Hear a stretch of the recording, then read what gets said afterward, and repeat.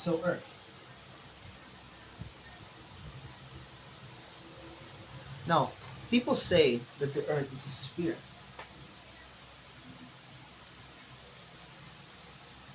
right? And but I would actually disagree. The Earth is an ellipsoid.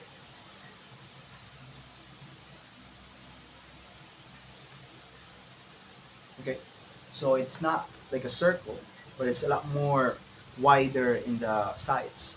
But then it's not really an ellipsoid. It is an irregular shaped ellipsoid. But then it's not an irregular shaped ellipsoid. It is an ever changing irregular shaped ellipsoid, which means that throughout time it actually changes the shape of the Earth. But then I realize that in this kind of thinking, it's just, it's a little bit more unnecessary, like when you're gonna teach like a kindergarten kid, you're not gonna teach them this, when you're gonna talk to average people, you're not gonna say that, oh, the Earth is an ever changing irregular ellipsoid. I'm having a hard time memorizing it already, and so yeah, it's true. It's true that it is a irregular shaped ellipsoid, ever changing shape, but it's not very useful to use that, let's say, categorization, right? So an ellipsoid is better, right? But then if you're just an everyday human being who sees Earth, you know, even if you go very far from Earth, or even if you go like near, the Earth actually still looks more of a sphere. When you actually see the ellipsoid shape of the Earth, to clearly see it, you actually need to measure and maybe go a little near it. But most of the time, you'll actually see the spherical characterization of Earth. So it's not very good, right? If an artist, for example, makes a logo of Earth, might as well make it like a circle, right? Why bother making it an ellipsoid? But then you realize that human beings are so small, they're even smaller than this dot that I created here. And okay, let me cut that. But then you realize that human beings are so tiny, and they don't live outer space. They don't live outside Earth, right? They live inside them. And and human beings are so tiny that a circle, let me push this, a circle like this, okay? If you if you magnify, if you zoom in so near, it actually will eventually turn somewhat straight. Not perfectly straight, obviously, but there are debates who are saying if a radius of a circle is infinite, then it will be straight. But we don't have to go there. But the more you zoom in, it looks flat, straight. So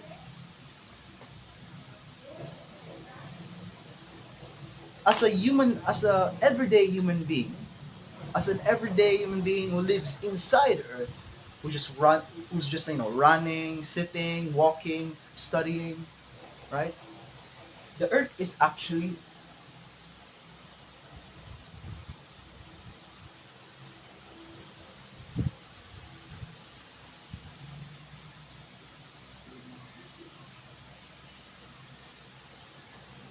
sorry, I'm not a good artist right now, but the Earth is a landscape, right?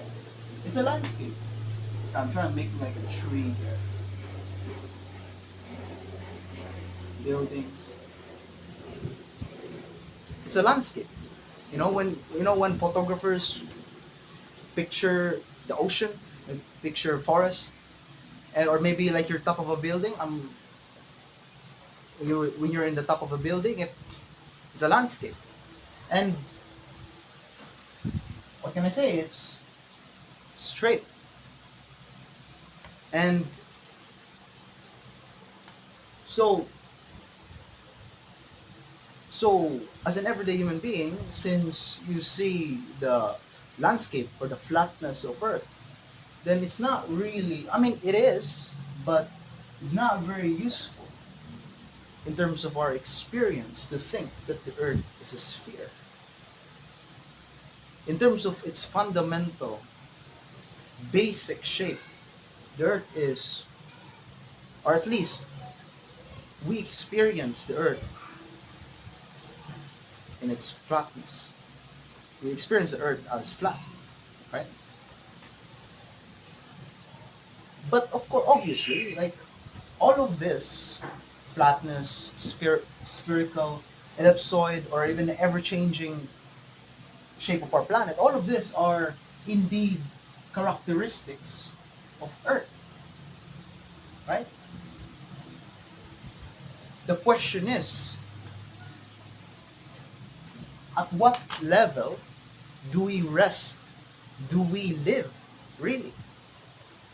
You know, when we say that the Earth is a ever-changing shape, like you have to be somewhat very knowledgeable. You actually have to be in a profession that studies the changing of Earth, right?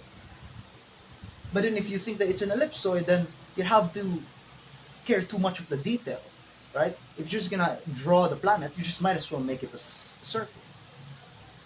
And if it's a sphere, then well, we don't really live outside the Earth that we see it. So in terms of everyday life, in reality, what you will experience all the time is the flatness of Earth. It's a lot more, what do you call this? It's a lot more in tuned, or it's a lot more connected with our human, I guess, human experience.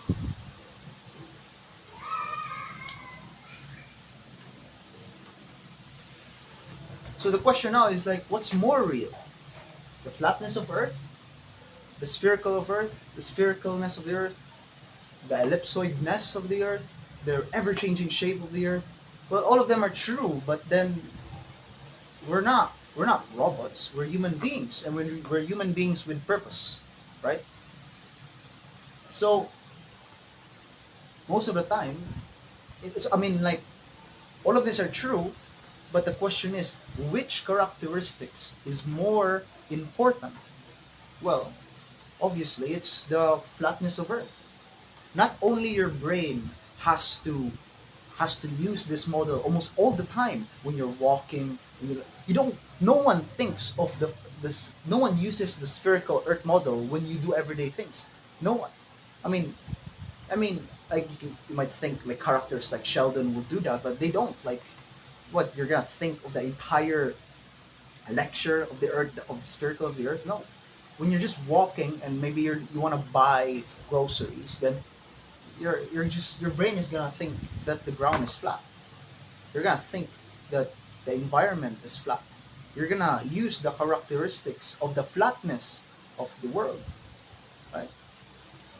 So, and then if you're an artist, someone who draws landscapes, or if you're a 3D modeler who makes GTA world maps, open worlds in games, all that. The first thing you're gonna put is a straight line, or as a 3D modeler, you'll make a flat plane. No one, I mean, I'm not a professional, but I really doubt that when 3D artists make, open world maps, that the first thing they're gonna do is a giant sphere. Like, why would they why would they have to care about the land, the ground, to be a little curved? It's just, why? It's unnecessary. I mean, It's interesting. Or you could say it's like an Easter egg kind of thing, but it just barely participates in the whole world map. So, but then if you disagree that the Earth is not flat, but then if you don't agree on the simplification of Earth, then why even think that the Earth is a sphere? I mean, why even think? And then if you don't agree of the spherical Earth, and you're more on the ellipsoid shape of the world, then why even? But then why not just go deeper and say that the Earth doesn't really have a shape, right? The world's shape is so unique that simply doing like something like this cannot be an image of Earth.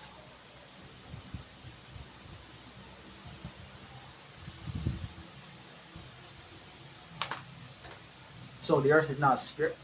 The Earth is not an ellipsoid. What is the shape of the Earth then? It's just all of that is unnecessary.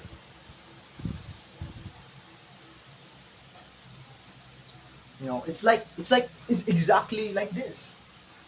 You I use this stickman to represent a person, but that's not a person. A person is at least a person is someone who was not a body that's not a stick, right? Or it's so complicated that I can use basic shapes to represent its limbs, its whole body. I can even make it more complicated right now. It's gonna take a while, but let me try.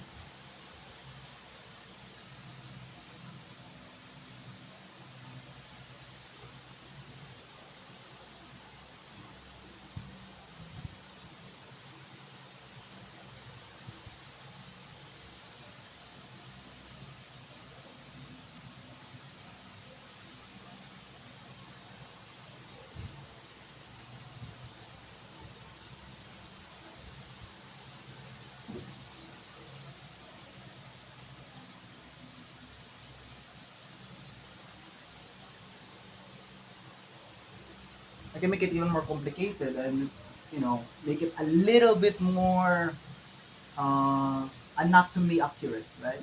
Although I, it's not that good, whatever. But then that's not necessary. Why not just go here? Why not be, unless of course you're an artist who will draw like a portraits of a actual person of you're gonna do artistic stuff. But if you're just gonna if your goal, if your purpose is to express that this is a person, then why not use a stigma, right? And that's exactly it. And so now of course I'm not saying that we should when we think of Earth that it should be this rather than this at this point. Like everybody thinks that the Earth is a sphere. Fair enough. And yeah, the planet Earth is a sphere. But I would say, I guess that the world that we live in is truly the flatness of the Earth. Right? But it's all about. But I guess my whole point here is to go back to the ancients and how they imagined the world when they say that the world. I don't think they even. I mean, they say Earth, but the word Earth is actually a lot more complicated, especially in Christian theology. The word Earth is more. What do you call this? It's more synonym to the word world or the universe or the material universe, right? But whatever, we don't have to go there. But when our ancestors, when they drew, when they visualized, when they express that the earth is flat, then you have to understand they were not answering a scientific question. You know, maybe science didn't even exist back then. the scientific culture, right? But rather they were not answering a question like what does the world what is the world made out of, but rather they were saying what does the world mean, what does the world look like. Well, it looks it looks ups, I'm having a hard time. It looks just like that. I don't know what to say. I mean, there's especially when there's no horizon, you can't see the horizon. It's blacked out by the mountains. That's what the world looks like. So are they wrong? Are we gonna ignore the importance of our experience? Are we gonna ignore that the Earth, the flatness of Earth is real? Yeah,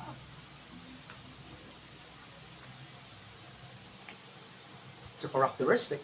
Just like the Earth is a sphere, and it's true, and the ellipsoid of Earth is true, and the ever-changing shape of Earth is also true. The fact that the Earth has a tendency to look flat, especially because we're very small, it is also true. Matter of fact, I would even argue it's more true because that's what we experience. Our attention, our focus is mostly in this, not this.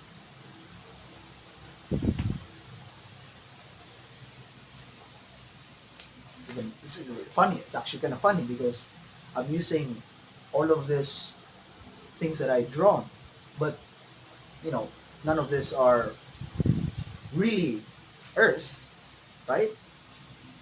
These are drawings using a marker, right? This is not, none of this is the photo that NASA took outer space, and yet you understood it, which means you, which means you accept that this is a good enough image to represent the Earth, the planet. Although I agree to some degree, I agree that like our what do you call this? Our culture, our thinking is so what do you call this? So far away from the human experience now because of our technology that we're we're kind of stranger. How do you say it? Like to say that this is the world is kind of weird now, right?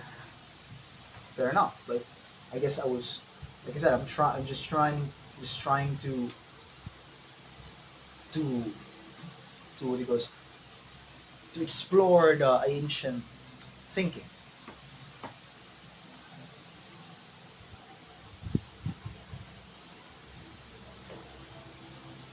But yeah,